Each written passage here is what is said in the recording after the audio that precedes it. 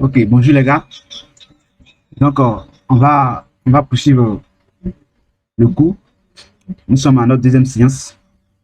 Dans ce cours, l'objectif de ce cours, à la fin de cette vidéo, nous serons capables d'écrire des lignes de code qui, qui vont demander à l'utilisateur de saisir les informations au clavier. Ensuite, nous verrons à quelle fin ces données peuvent être utilisées en Python. Donc, restez jusqu'à la fin de cette vidéo et la suite sera vraiment intéressante. Donc, vous ouvrez votre éditeur de test. Ensuite, si vous avez déjà, moi dans mon cas ici, j'ai déjà créé un projet ici, un dossier, et dans ce dossier-là, j'ai un fichier là-dedans, et c'est ce que je vais utiliser tout au long de cette vidéo. Donc, je ouvre mon éditeur de test et je vais dans File, je cherche Open Folder. Donc, Open Folder, c'est ouvrir le dossier. Donc, je vais chercher sur mon bureau. Le nom, c'est projet Python. Projet Python, je ouvre. Donc, je clique aussi sur cet onglet-là. Donc, voilà, projet ici, et voilà, il y a le fichier qui est dedans. J'ai cliqué sur le fichier, ça ouvre ici. Donc, pour bien arranger l'éditeur, je vais cliquer sur ce truc. Voilà, donc ça prend bien l'espace. Donc, avant d'aller plus loin, observez bien le code que je vais écrire et vous allez voir ce que ça va afficher.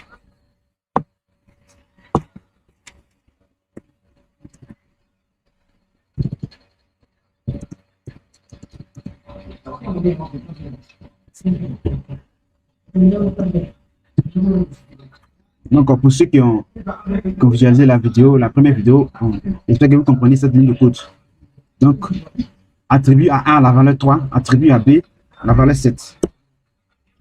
Dans la deuxième ligne, je mets B. Mettre dans B la valeur A. Avant, mettre dans A la valeur B. Et ensuite, mettre dans B la valeur A. J'affiche A. J'affiche B également.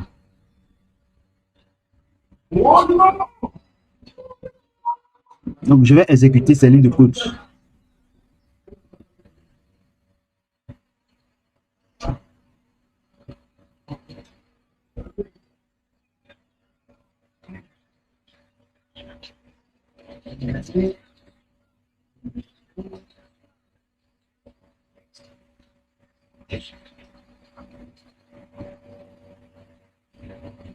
Ok, je vais reprendre, ça afficher d'autres. Ok, donc vous pouvez constater que ça affiche 7 et 7. Donc, remarquez que d'abord j'ai déclaré A égale à 3 et B égale à 7. Et dans la deuxième ligne, j'ai dit de remplacer A par B. Donc, initialement, la valeur que A prend, c'est 3. Et la valeur que B prend, c'est 7. Donc, quand je dis mets dans A la valeur B, directement, comme ce sont des variables, donc les valeurs initiales que ces variables avaient vont se changer. Donc, A prend automatiquement la valeur qui est dans B. Et dans la troisième ligne, B prend la valeur qui est dans A. Donc, puisque dans la deuxième ligne, A prend la valeur qui est dans B, du coup, A n'est plus égal à 3, A égale à 7 désormais. Et B reste toujours 7. Mais dans la troisième ligne, je dis mettre dans B la valeur A. Comme A est devenu 7, donc A va remplacer la valeur de B par 7. Donc B reste 7 et A égale à 7.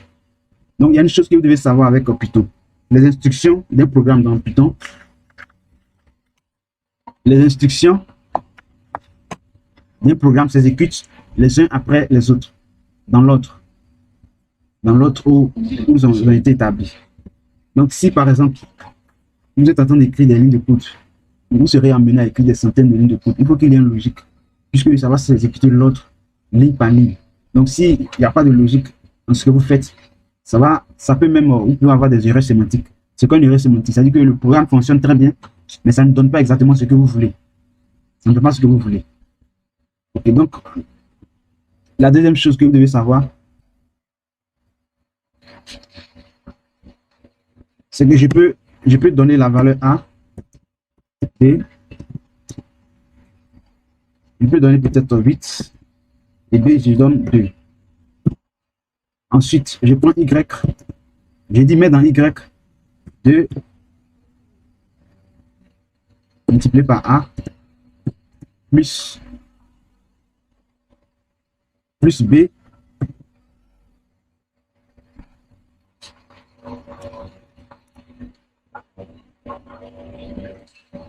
Voilà. Plus B exposant A. Donc, quand on met 2 étoiles comme ça veut dire exposant. Si je veux dire 2, si je veux dire 2 exposant 5, je vais mettre 2, et puis je mets 2 étoiles, et puis je mets 5. Ça veut dire 2 exposant 5. Donc, Y. Donc, Y prend une expression. J'attribue dans Y une expression. Donc, à chaque fois que A prend une nouvelle valeur et que B prend une nouvelle valeur, Y va se réinitialiser et ça va prendre ces nouvelles valeurs-là. Donc, ici, si je mets ici print, on griffe la valeur de Y est.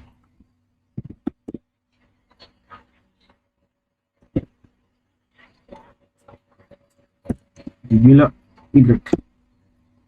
Voilà, donc dans print, j'ai associé deux trucs à la fois. J'ai associé des griffes et une variable. Donc si je veux, vous voyez que là, Y est là, mais comme Y est entre les griffes, c'est considéré comme une chaîne de caractères. Mais si je veux associer, je veux afficher des chaînes de caractères et des variables, voilà comment ça se compose. C'est une façon de...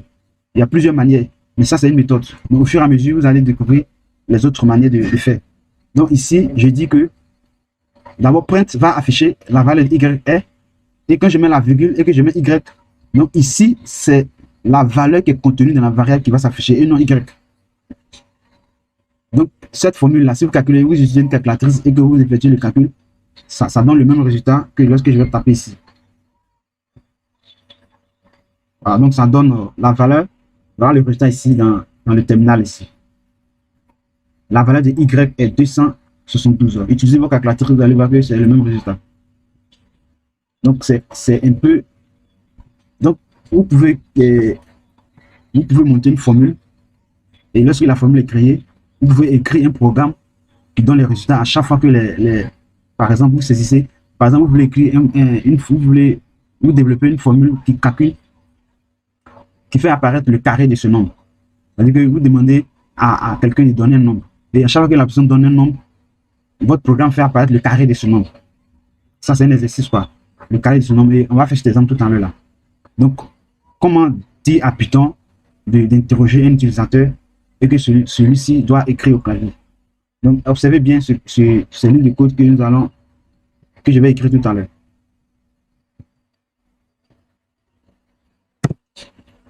Donc, pour demander à l'utilisateur de saisir au clavier, la fonction c'est input.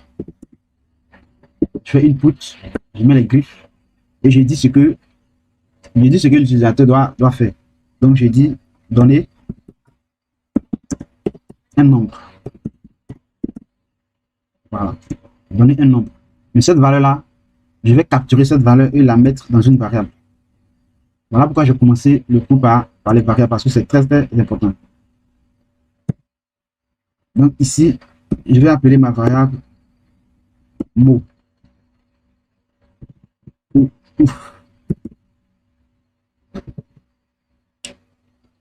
Et je l'appelle par exemple valeur, puisque c'est une valeur. Je peux l'abréger val.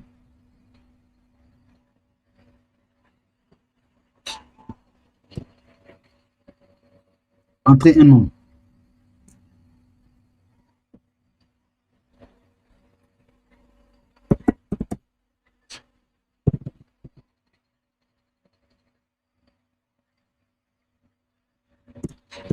Et je fais print.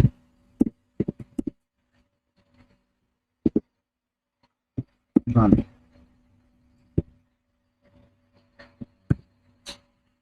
Ok, donc ici, input, ça demande à l'utilisateur d'entrer un nombre. Tant que l'utilisateur n'a pas entré un nombre, le programme va s'arrêter et le programme l'attend. Donc, une fois que l'utilisateur entre un nombre, ça va afficher, ce nombre-là va s'afficher ici. Puisque j'ai dit entrer un nombre, ensuite tu affiches. J'enregistre. Je vais exécuter cette ligne de code-là. Voilà. Donc, entrer un nombre. Je vais entrer un nombre, 45. Ensuite, je clique sur Enter. Ça va afficher 45. Voilà. Donc, je pouvais mettre ici le nombre est. Le nombre est.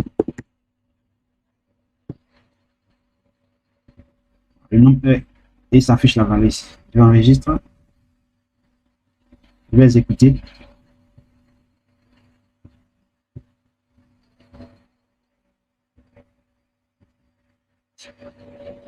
Donc, donner un nombre. Je mets 87. Enter. Le nombre est 87.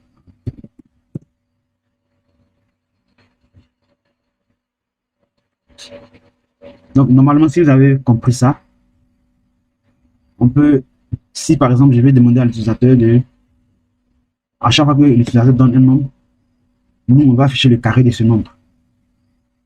D'accord? Nous, on va afficher le carré de ce nombre. Mais il y a une chose que vous devez savoir ici. Input. Peu importe ce que l'utilisateur va saisir dans input, la valeur là, même si ce sont des entiers ou ce sont des nombres réels, mais la valeur, elle est toujours considérée comme des chaînes de caractères. Donc, si, par exemple, ce que l'utilisateur doit saisir au clavier, si ce sont des entiers, avant d'utiliser ces entiers-là, vous devez convertir d'abord en entier.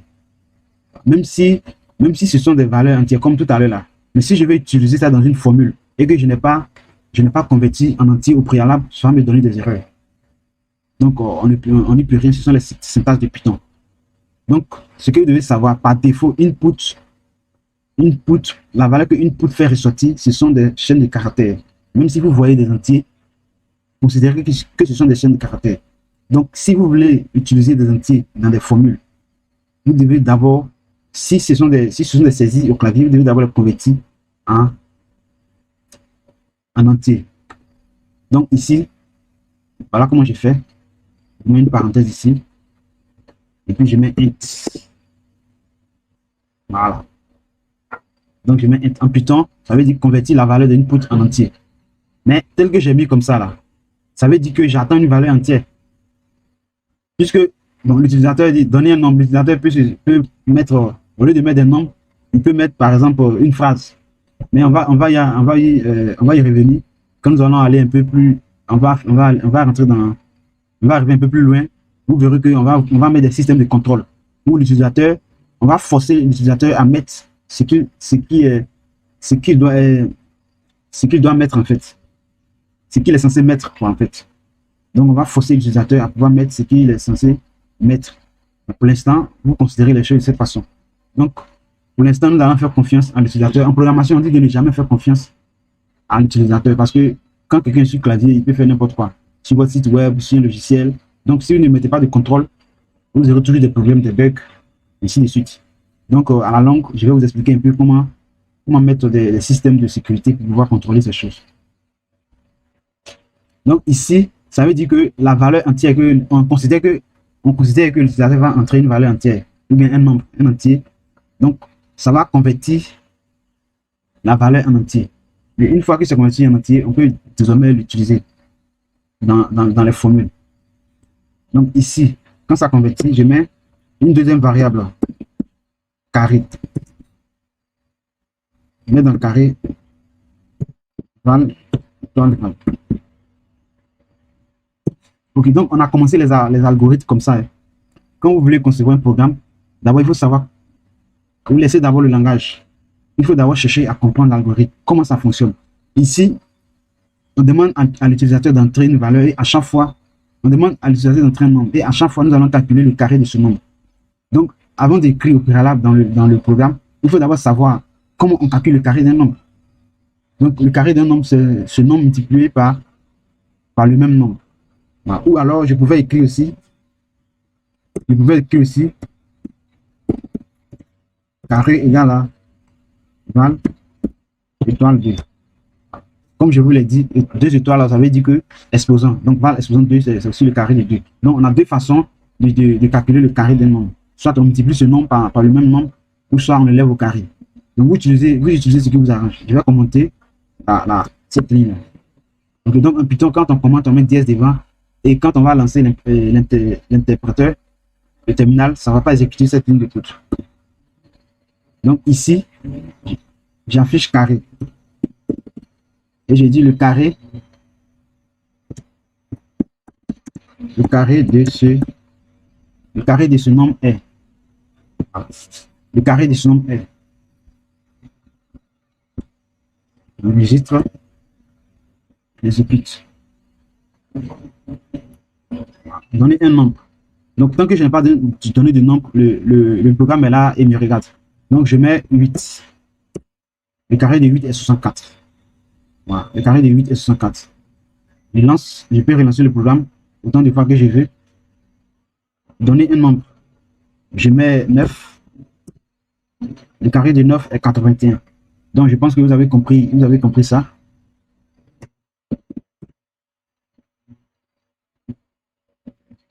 Ok, donc, par la suite, je vais demander à l'utilisateur son nom, son prénom, sa date de naissance. Ensuite, je vais utiliser ces données-là. Donc, ici, je demande à l'utilisateur, ici, je mets dans la variable nom, input, votre nom. Donc, le nom, ce sont des chaînes de caractères. Donc, ici, on n'a pas obligé de faire une conversion. Comme je vous l'ai dit, input, les valeurs de input sont forcément des caractères. Donc, ici, comme ce sont des noms, les noms sont des caractères, on n'a pas besoin de les convertir en type. Prénom.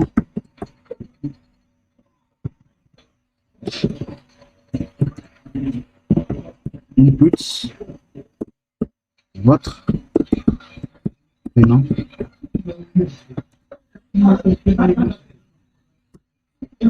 Ensuite, âge.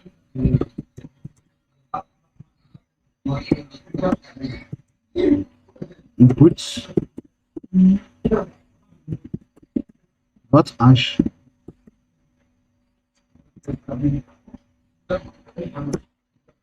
Et dès que vous finissez, ça va afficher. Donc ici, je vais utiliser une façon d'afficher. Donc, vous voyez ces variables-là, ces trois variables-là. Je vais mettre toutes ces variables-là pour former une phrase quelconque que je vais afficher, je vais donner à l'utilisateur. Il finit d'entrer son nom, sa date de naissance et son prénom.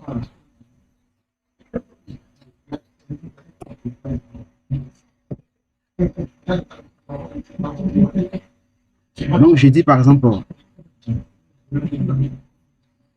bienvenue.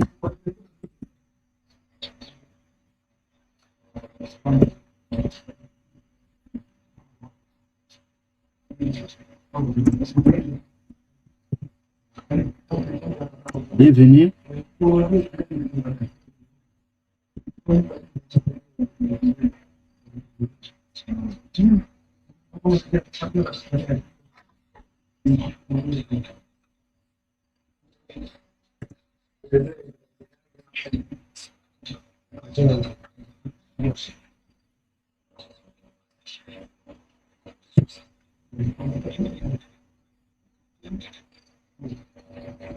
Vous êtes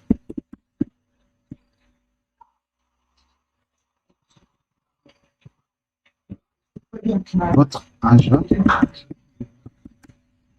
est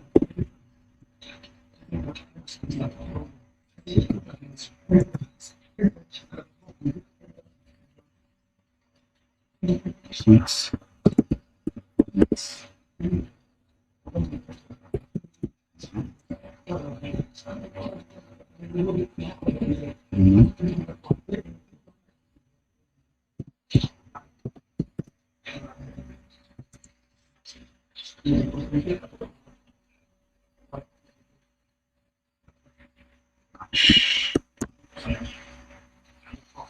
Ok, donc observez bien cette ligne-là. Observez bien ça. Donc, j'ai mis la variable nom, la variable prénom et la variable âge. Donc, ces accolades-là, ces trois accolades, normalement, si vous observez bien, si vous observez bien, ça se comprend tout seul. Donc, quand je mets bienvenue, l'accolade que je mets, ça veut dire que la première variable qui est dans format, il faut afficher sa valeur ici. Dans l'accolade numéro 1, la deuxième variable dans l'accolade numéro 2, la troisième variable dans l'accolade numéro 3. Donc, c'est une autre façon de mixer des chaînes de caractères avec des variables dans une seule phrase. Donc, vous serez confronté la plupart du temps à ce genre de choses. Donc, vous devez retenir cette syntaxe. Et on appelle ça format. Donc, j'ai dit, ce petit point qu'elle a, n'oubliez pas. Donc, bienvenue. Et ici, le nom et le prénom, votre âge est, et l'âge sera affiché ici. Donc, si je mets le prénom avant l'âge, c'est le prénom qui va s'afficher ici d'abord. Avant, ça va suivre l'ordre qui est là. C'est l'ordre qui est établi ici, c'est le même ordre qui sera ici. Donc, je vais exécuter cette ligne de code. Voilà. Donc, votre nom, je mets mon nom. Nom, c'est Kakou. Ensuite, je tape entrée. Votre prénom, je mets Marie. Ensuite, je tape entrée. Votre âge, je mets 97. Donc, bienvenue Kakou, Marie. Votre âge est 97. Bon, je vais améliorer un peu, je vais mettre 97 ans. Ou bien vous êtes âgé de 97 ans, bon, tout dépend. Mais je pense que vous avez compris ça. Donc, je vais répondre le code ici. Je lance l'interpréteur. Votre nom. Entrée. Votre prénom. Marie. Votre âge. 78. Bienvenue Kakou Marie. Votre âge est 98 ans. Donc, on va s'arrêter là pour aujourd'hui. La prochaine fois, nous allons faire les conditions et ça sera de plus en plus intéressant. Pour l'instant, nous allons rester sur... Ok, pour l'instant, je pense que c'est pas... ça ne fait pas grand-chose, mais déjà, vous pouvez vous entraîner avec ces petites notions que nous avons fait. Entraînez-vous, reprenez ça. Ce n'est pas vraiment... En tout cas, un langage de programmation, on ne demande pas une grande intelligence pour programmer, quoi. Il faut juste suivre ce qu'on demande de faire, c'est tout. Pour maîtriser le langage, les syntaxes, ainsi de suite. Maintenant, il y a une chose que je vais vous dire, c'est que les variables là, on n'utilise pas des caractères spéciaux comme les caractères comme les slash ou bien les trucs arrobas et autres. On n'utilise pas ce genre de variables pour faire ce genre de caractères pour faire des syntaxes, pour faire des variables. Ce genre de caractères pour faire des variables. Donc, pour faire des variables, utilisez des noms simples comme ça. Donc, les habitudes que j'utilise dans le langage, vous devez vous adapter à ces habitudes-là. Ce sont des conventions de Python. Vous devez vous habituer à ça et voilà, c'est comme ça. Maintenant, par exemple, je ne peux pas ici, je ne peux pas définir une variable en truc, comment on appelle ça? Je ne peux pas définir une variable comme ça et puis je vais mettre un grand caractère. Les grands caractères sont réservés pour les constantes. C'est-à-dire que si je vais définir une valeur qui ne varie pas, par exemple, je vais définir une valeur qui ne varie pas. Peut-être ici, comme ça, je mets ici taille. Ou bien, bon, je mets, comment dirais-je, hauteur. Ok, je mets hauteur égale à 52. Donc, si dans tout mon programme, ça va pas varier, cette valeur, ça va pas varier, ça va rester constante. Dans ce cas-là, je déclare cela en grand caractère comme ça. Hauteur. Ce sont des conventions.